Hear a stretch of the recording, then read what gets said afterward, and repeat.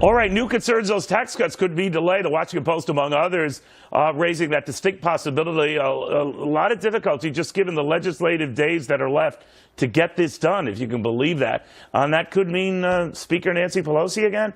Some people are worried about that. Others are looking forward to that. CME trader Alan Nuckman on the market fallout. And, of course, FBN's Kennedy on this. Delay, and maybe deny. What do you think, Kennedy?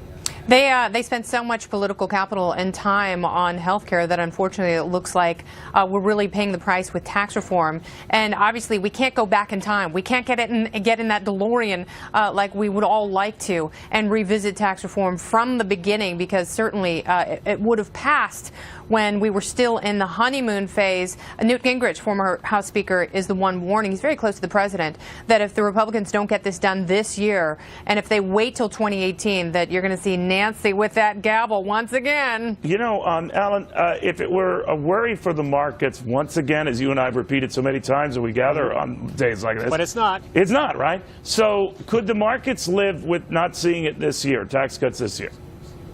Well, I try and look at things through a different lens. I look at the positive price performance, not the politics of what's happening. So let's look at how far the markets have come. And, you know, that's a cherry on top if we can get some of these legislative items done. But we're this far along, regardless of what the nonsense has happened out of Washington, D.C. Let's remember this. First 6 months, we talked at 20K. Now we're at 22K in the Dow. That's 10% in 6 months. But if you compare that to the previous administration, they moved 20% in the first 6 months. So this is a long-term momentum play that I don't want to step in front of. But pay attention to some of these other areas. Let's look at like the VIX or maybe even gold. The gold bugs are quiet right now, but it's the unknown knowns that I'm concerned about, that there's, you know, everybody's priced in perfection. Yeah. Something could on the road, and I would like to hedge some way, somehow. You know, I'm always surprised, Kenny, but you and I have talked about this, that maybe the markets had factored this in as a gimme, maybe if it's delayed till 2018. But I have a hard time thinking that if it's true that they can't get their act together as Republicans and vote on this by November in the Senate, which was the goal, even though that goal kept getting pushed back, I don't think it's a next year event in a midterm, election year. I don't know. What do you think? The longer they wait, the more politically risky it becomes for them. I'm an optimist, and I would love to see if the markets continue to improve, as well as having tax reform, so people can, across the board, can have tax cuts and enjoy their own income that they work so hard for without the government stealing it from them. And, we're seeing the markets working because there are so many indicators that say we have reason to be optimistic, but it has to rest on a solid foundation.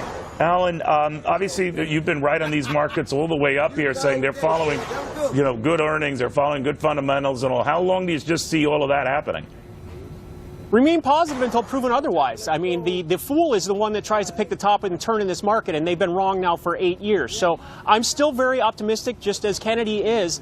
But at some point, there will be some relaxing of this trend. I'm not in the business of trying to pick that. I'm still looking at some value areas, and I think that fact that crude oil is pushed up, that can stabilize energy stocks. And I mentioned gold. I think that's something to keep an eye on in the fact that it's been forgotten about, and that can lift some mining stocks, and that sector comes back if we could push above $1,300 an ounce. It's so interesting to me that nobody has used gold as a safe haven, and these are the most uncertain times I've seen in the last 8 years.